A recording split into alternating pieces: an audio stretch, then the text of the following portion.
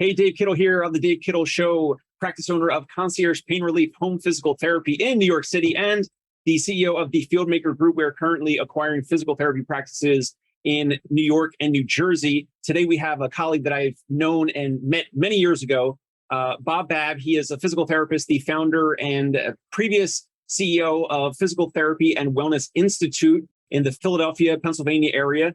They recently had, over the past couple of years, through COVID, I guess it was before COVID, merged and partnered with Ivy Rehab. At the time, they had 9 locations that were established, 2 that were de novo. So basically 11 locations at the time of that merger and that partnership. First of all, Bob, welcome on. How you doing? Thank you so much, David. I'm thrilled to be here and excited to be here as well. Excellent. So I appreciate your time. We'll get right into your background, your story, really quick in terms of what would be the most pressing and potentially helpful for other practice owners going through this process, even thinking about exiting, thinking about selling some or all of their practice. So tell us when you sold recently. What was the year or date that you eventually, the deal completed? And let's just start with that, and then we'll get into your decision-making process leading up to that. Sure. We completed the deal in February 1st of 2019, David. And that was about a 2 or 3 year process, but you can really say that was really a 19-year process because that's how old our clinic was. So, but during the last 2 years is when we had the momentum and given us the opportunity to go out and talk to people and see what opportunities were out there. Got it. And then you had mentioned in the pre-interview, we did some emailing back and forth. We were talking about your background and thinking about and kind of just researching the market, knowing what's out there. So you mentioned that you had kind of explored somewhere between the past 5 or 15 years of, you said every time you went to PPS, you were for sale in a way. And maybe you were actually in that mindset, like you were either serious or you were just testing the market. You were kind of just seeing what was out there. And then also you mentioned that you were doing that so you could kind of learn the process. You were learning what the buyers out there actually cared about, what was important to them, and then maybe you could improve your clinic year over year to improve things for the long run. Yeah, David, you get the keys to the kingdom when you open up your own practice, and you have a lot of responsibilities. You wear a lot of hats, but one of the hats that you wear is a leadership hat to help people in their careers and make sure they're taken care of because they're taking care of the practice and taking care of you. So that was very important to us. And because of that, I think the mindset was, I used to be part of the aquatic physical therapy section because my previous practice was physical therapy in the water. So we did a lot of work with them, was a programming chair for the aquatic section for a year or 2. And then when I opened up my own practice, I left that and said, I want to go to PPS every year. I'd been there 1 or 2 times, but now it's my full commitment to it. But every time I had gone, I think the mindset was, our business is up for sale. So we can understand what's important to potential buyers, what's important, what are best practices, whatever. We never even knew what a KPI was until 3-4 years ago when we started asking some of the questions. Although we kept numbers, we never called them a KPI. So, David, I'd go to PPS and I'd raise my hand sometimes and ask questions, but never ask what a KPI was. So I never brought it back to my group to understand that. So it was an amazing process that really took a lot of time. And I think every business owner should shift their mindset to understand that this is part of your responsibility as a leader, that you need to understand what opportunities are for the business, what opportunities are for your people as you continue to grow. Got it. Makes sense. And it depends certainly on the practice owner. If you're business savvy, you have real estate. Maybe there's other practice owners that are more or less business savvy than you. If you're speaking to a practice owner out there, PT, OT, practice owner, they've been in business for 8-10 years plus. Do you suggest that they research, that they get a broker or some type of investment banker, someone that can help them with the negotiations and the process? Again, it always depends, but what would be your suggestion? Yeah, that's a twofold answer. And the first one is depending on where you are in your with your business IQ or your emotional IQ, as we talked about before. So my business IQ, I depend on people around me. I mean, half the time I feel like I don't know what's going on inside my practice because you give people the keys as you build trust and you build and you give them the autonomy to do their job. And because of that, for us, what was best for us was find someone who was an expert in the field of physical therapy that understood what mergers and acquisitions look like in a professional way. So I think that was best for us, but maybe not best for everybody. We have a local organization that I'm friendly with, and they chose to hire a CEO and chose to hire a CFO, which is fine, not an area that we thought was sustainable to us for a long term. Got it. And I want to give them a shout out. Let's go into who you guys use, who PTW, your whole practice, who was your longtime broker, consultant, advisor through this whole process? Yeah. So Martin Advisors used to be called Martin Acquisitions, and it's Paul Martin. And I met Paul back in 1995, maybe, or 1994. And it was a time when we had purchased a health club in my old practice. I'd run 4 physical therapy practices inside health clubs. And when we purchased this health club, and we had asked Paul, at the time he had 19 practices, and we had asked him that we're going to move across the hallway. What would you like to do? Because we're now going to have 2 physical therapy clinics, and you still have 6 months on your lease. You can stay, but it's going to be a bit awkward. And Paul said, just give us 60 days. And he had left, and then he sold his practice, became an advisor, and a year later, I think I called him up for a cup of coffee at IHOP in Cherry Hill, and we had a chance to talk. And since then, we probably talked once a year or twice a year, at the very least, at PPS. And when it came time for us to identify someone, David, this business that we're in and this world that we're in is built on relationships, and we had the strongest relationship with Paul and Tom Carden, who's also he's a partner in that practice as well. So they ended up representing us and bringing us to the table and for the opportunities that we had.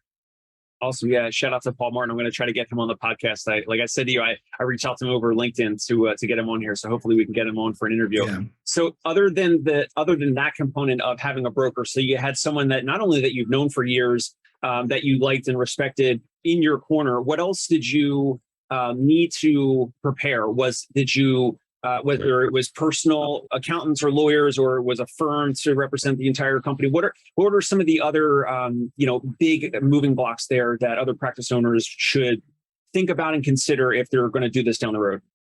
Yeah, I'm a storyteller, so I'm going to tell you one story. We had an attorney, a friend of mine, who was a patient of our organization, and I had met him 15 years prior, and he became a good friend of mine, became our legal expert, and at the very beginning of the process, he was our legal guy. And what I learned about legal representation was this fella, as kind as he was and a good mentor of mine, was very protective of me. And I loved that about him when I needed that. But what I needed was someone who could play in a gray area a little bit, because that's what a merger and acquisition is. There's no guarantee. And in many of the dotted lines at the sign. And what my original friend and attorney wanted was get more guarantees and more protection for Bob and the crew. But I knew that there were areas that you just have to work on trust and intuition. So we had ended up having to, I called him up one day and he said, "You're firing me." I said, "No, I'm not firing you, but I think I have to find someone, an attorney that works in the merger and acquisition field in our industry." So which led us to who we used during this process as well. So that was one big blip that we had. But I really think, David, that it comes down to, for us, we realized we had 5 things that we wanted to work on.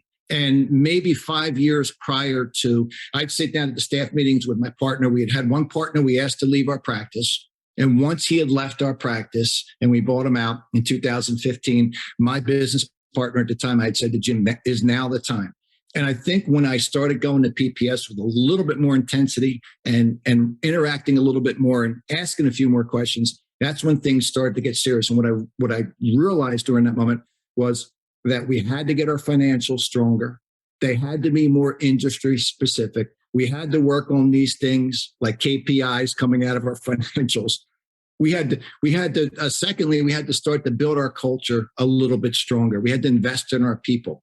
We had to give them a better health plan. We had to give them more things in that culture. We used to have a culture day that we started in 2015, and it was a day of celebration. We rented out a hotel, and we had a great time doing lots of activities and talking about big principles and vision all the time. So the culture was something that we had built on. And for me personally, I realized the third thing was I start working on the business. And that's a hard thing. When you decide that your practice maybe is up for the next level, to pull yourself out when you run into people at the local convenience store on a regular basis and they say, oh, I have a prescription in hand. And that's hard to give up. So you have to work that trust with your colleagues around you and in a sense, sell. Are we selling ourselves? We have to sell our people around us as well. And when you get that phone call and say, I'm going to put you on with my colleague, he's better than me. He's a doctor of physical therapy, and I'm an old guy. So I many times had to make that sell to get out of my practice. And then finally, I think we had to get out in the community a whole lot more and build our brand in the community. And we did so many things along those lines in the last 5-6 years that I'm very proud of some of the work that we've done and some of the contributions we made. So that last piece, like a marketing initiative in terms of getting out into the community. I mean, your area is tough in terms of other practices, other chains, other competition. So what were some of those marketing pieces or community pieces that were helping? Great question. I think the biggest thing that we had done, David, was we decided to do Philadelphia is known for the Broad Street Run. It's a 10-mile run that they do in the fall, and most people that are runners want to do it because it's a beautiful run through the city. But what we decided to do was my attorney friend had said, you cannot call it the Lansdale Broad Street Run because we're on Broad Street in Lansdale. And I said, well, let's call it the Broad Street Rerun. So we started doing the Broad Street Rerun a week after the Broad Street Run. And it's actually in May.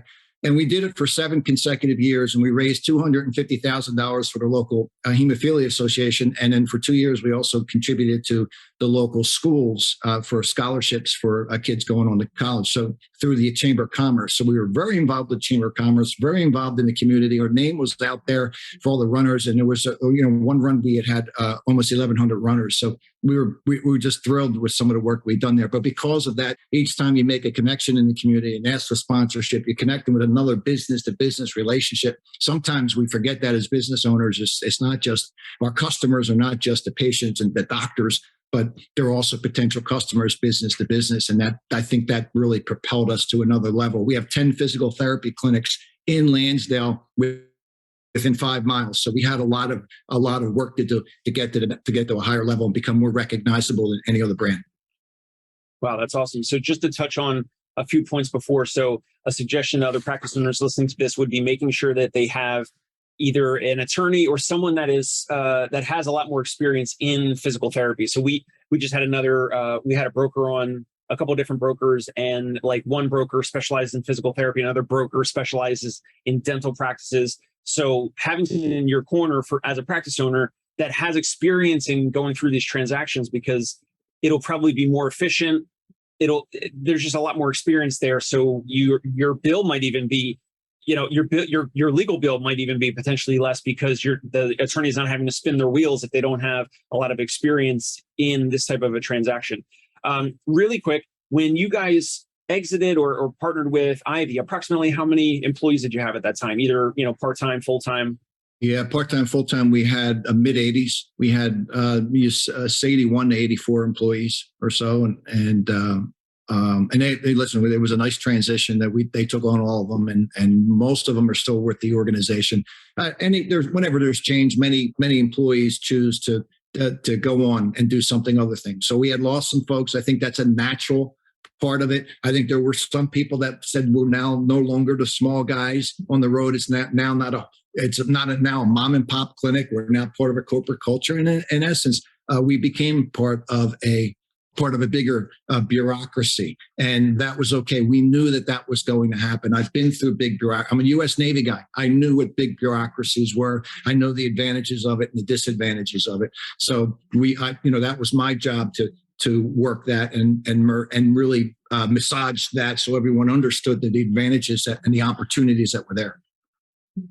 Got it. And then in terms of your experience in speaking more seriously with potential buyers, you had mentioned when we previously talked that you got a little bit deeper into conversations with one potential buyer, and then for a reason that, and the audience can reach out to you if they want to talk more about how, you know, one of these conversations could potentially fizzle out or not develop further. But you guys were about a month in due diligence with one potential buyer. It just didn't work out. And then eventually you guys, maybe Paul helped you find or connect you to Ivy. But when you are in that process, were you reaching out to any potential buyers? Were the buyers already, you know, contacting you guys? Was Paul helping with getting, you know, non-binding letter of intent, non-binding term sheets, trying to get more offers and develop some competition there? Yeah. So that's 7 questions in one sentence that you just had, David. So I will say this. I'm going to think back to that moment where we were about a month into it and we had signed a letter of intent and we had been through a due diligence. We saw the 100-day plan. We discussed the 100-day plan. We were that far into it and we were excited. And what had happened was it was almost a side comment, and where my business partner, Jim, and he and I looked at each other after the meeting and scratched our head and said, did we just feel that and hear that? And I think it made us, it really raised some red flags about some previous conversations we had as well, to where we called up Tom Carden and Paul the next day and said, guys, this isn't going to work. That's a hard position to be in. That's a really uncomfortable to people. And then what had happened was Tom then went back to the market and said, you know, Bob and Jim are still available, and took us right back to Ivy. And Ivy had a lot of interest at the beginning. And we were fortunate and blessed that Troy and Michael Rucker and the leadership at Ivy and Jeremy were just fantastic people to work with and take care of the people. Got it.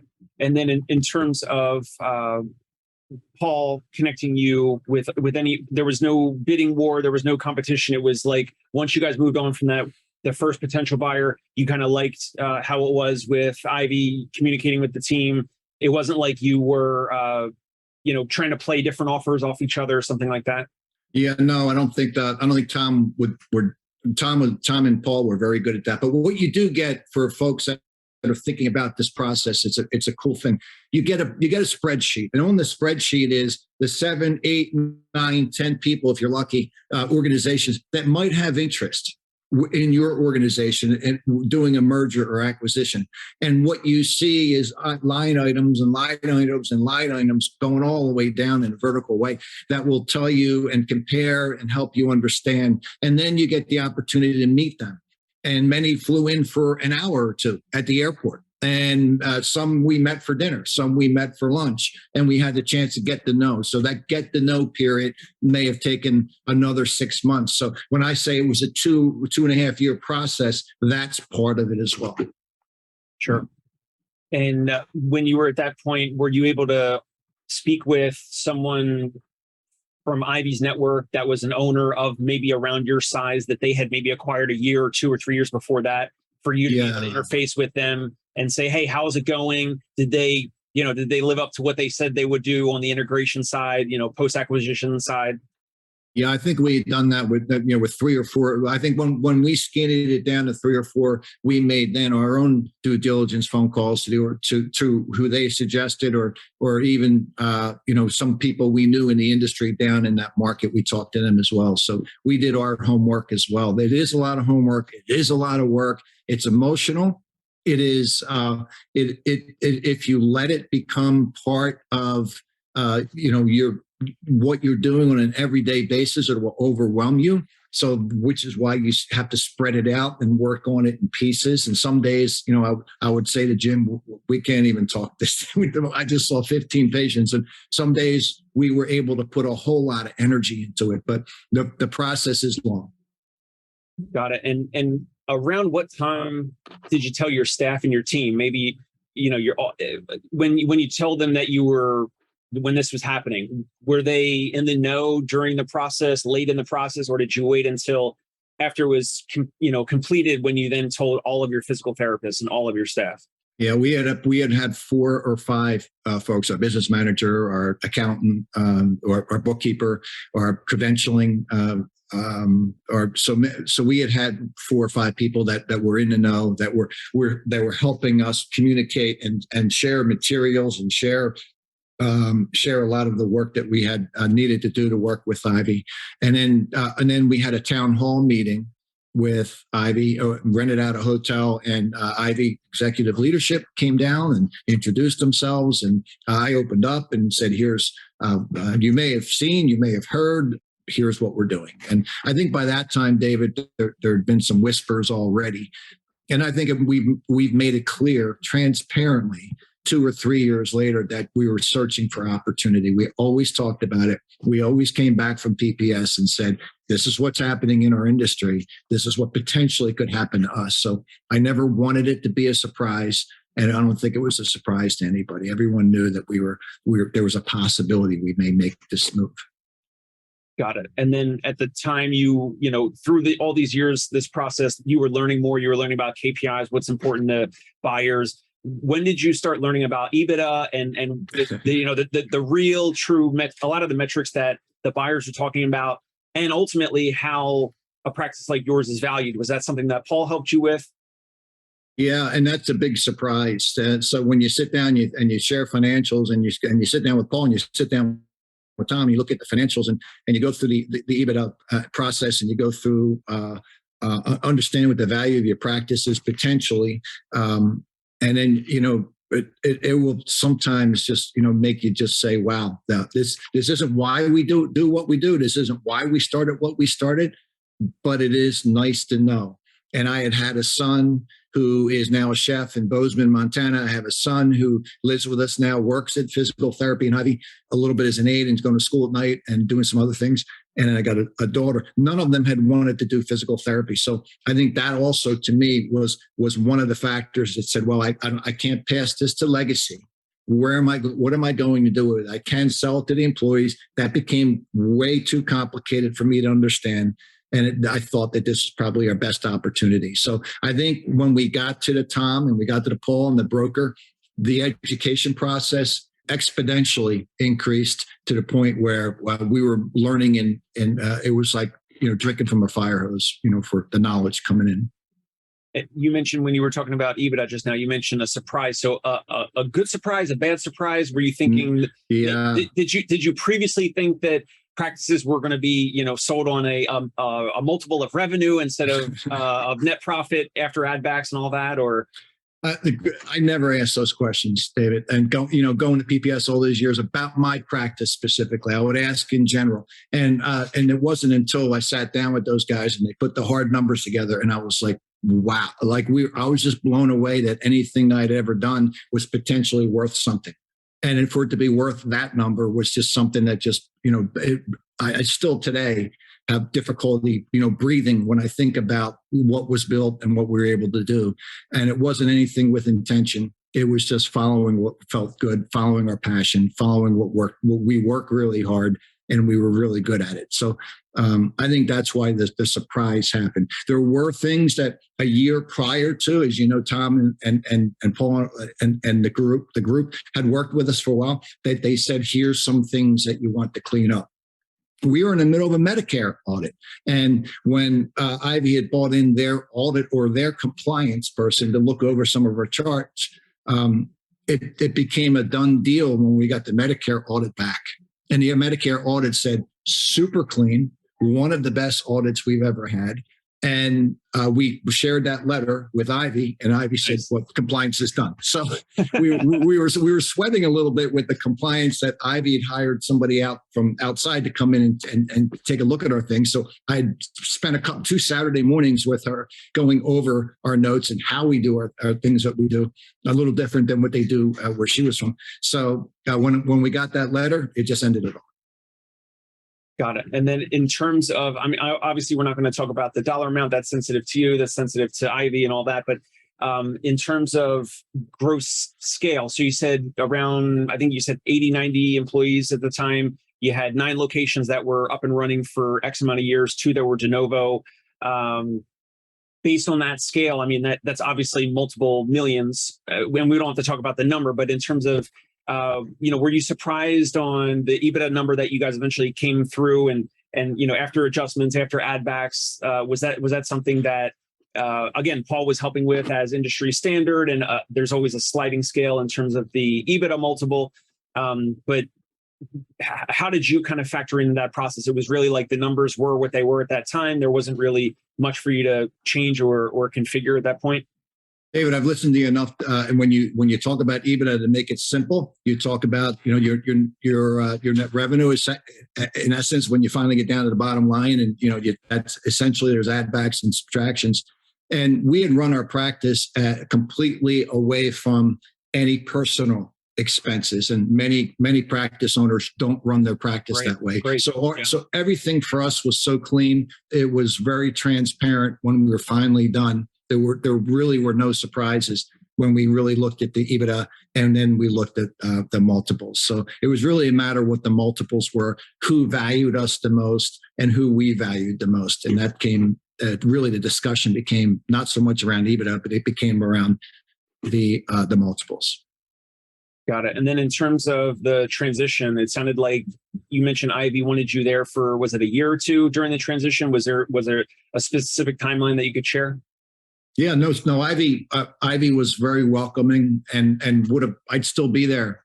And I had a good conversation with Troy. We were driving around the Philly market one day, and he said, "Why are you leaving in March of 21?"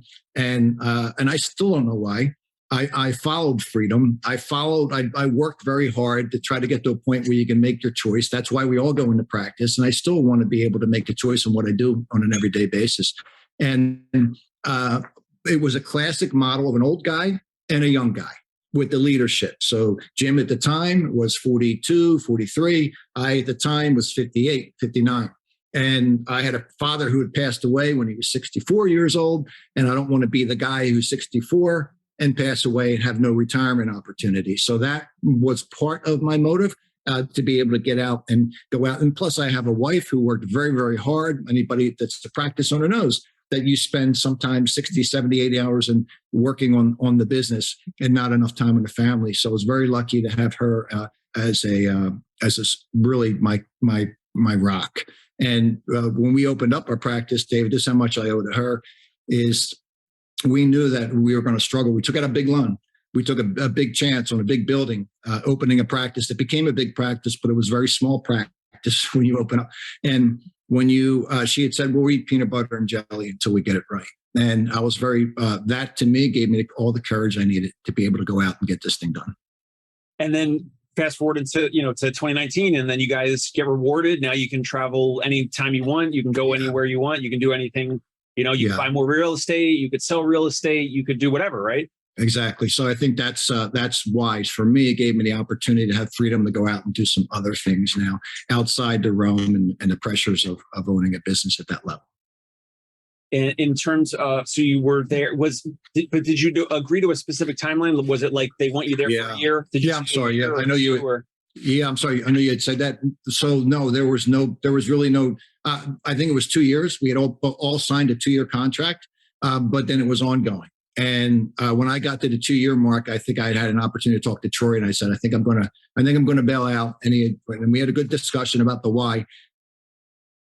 And I would have listen. It's hard to find people right now in the market, and we know that. Anyone that's hiring in the physical therapy market knows how hard it is to get a physical therapist, especially with some experience and leadership level. So I think I would still be there if it wasn't for my own doing. And did you have any earnout that was tied to that 2 years? Like if you left it 1 year, would you have left any money on the table or no? No, sir. No, I just would have probably lost some salary. But yeah, no. Other than salary. Got it. Yeah, other salary. Yeah.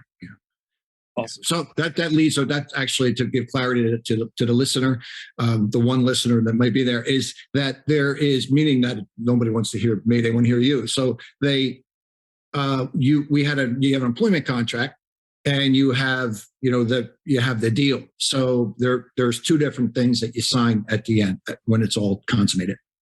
Right. That makes sense. And Ivy's bigger in scale, whereas maybe a smaller buyer will want an owner like you to stay for a year or two or more. It also depends on the financial strength of the practice, but they might need some owner like you potentially to stay longer either as part of like seller's finance, like part of an earnout or something like that, where, in some cases 20, 30 or some percent of the transaction could actually be part of an earnout, and then it would make a little bit more sense for that owner to stick around because they actually have to continue to make things work after the close, as part of the transition.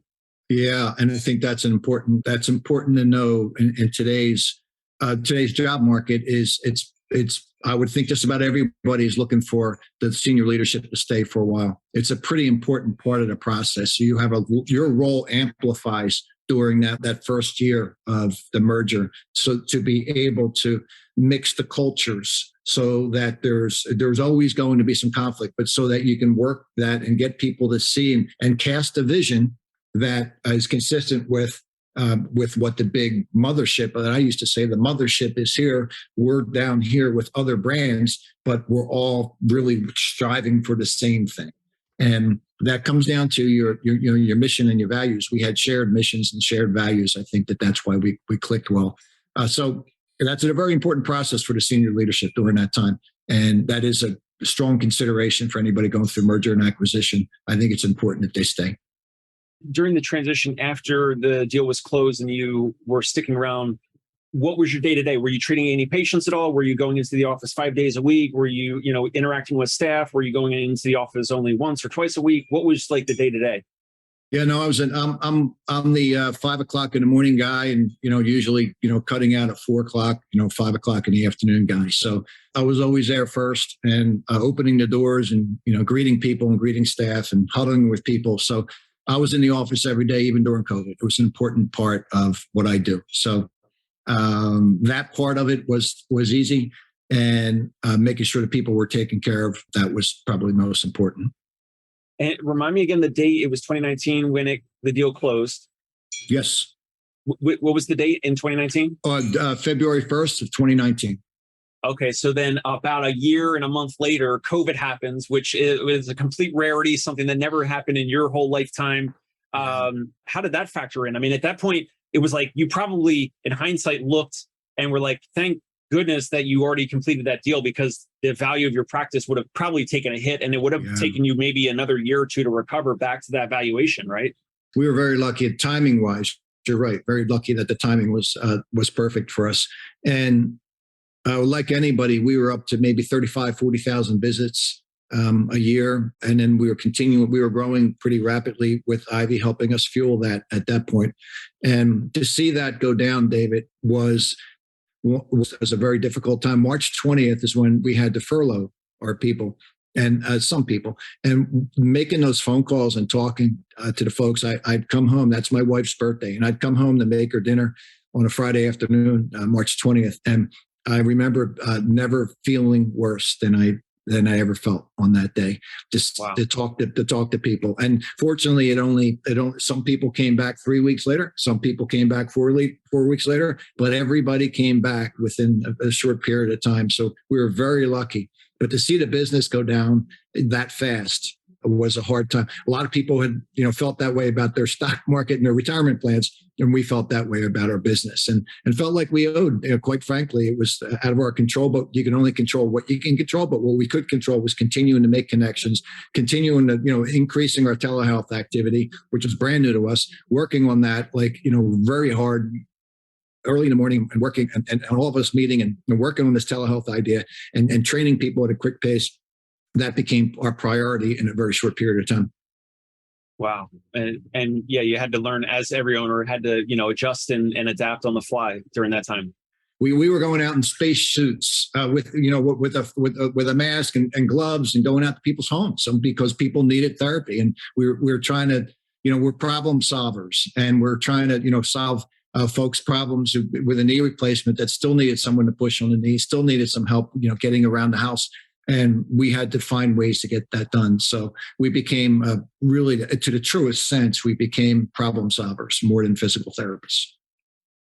Well, that's great. I think that's a perfect place to pause. I would love to have you come back in the future and maybe chat about the pros and cons of a practice owner buying real estate versus a practice owner who just, is acquiring or in your case, building multiple locations over your career and is just going to be a leaseholder and not by real estate. Now, obviously, so I'm in Brooklyn, New York. Real estate is very expensive in New York City and many, cities, San Francisco, Chicago, et cetera.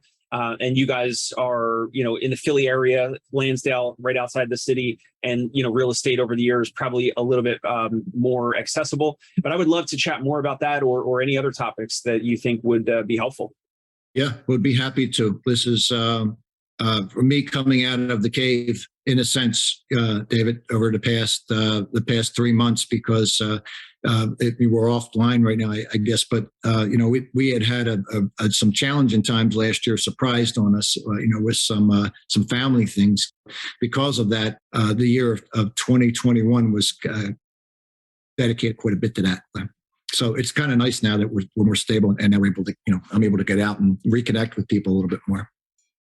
That's awesome. Well, Bob, thank you so much for coming on. Like I said, love to have you back in the future. And we all really appreciate you sharing your story so that other practice owners can kind of hear about these conversations that, like you said, usually only happen at PPS, and platforms and podcasts and shows like this can get these stories and get that out there in front of more practice owners so that they know, and they know what's possible. They can see, there's different ways to grow. There's different ways to expand. There's different ways to, cash in or check out or retire or start the next chapter of their life. So regardless of what scale they're at. So I appreciate your time. Appreciate the story. Thank you, David. We're in a great industry with great people making a huge difference. So thank you for the opportunity to be here today. Absolutely. Thank you. Hey, it's Dave Kittle. Are you a healthcare business owner or physical therapy practice owner who is looking to figure out your succession plan or exit strategy? We might be able to help. And in fact, we may be interested in acquiring your practice. If you're interested, you can reach out to me. Shoot me an email at dave@conciergepainrelief.com. That's DAVE@CONCIERGE painrelief.com. Or you can call me at any time, 646-781-8884.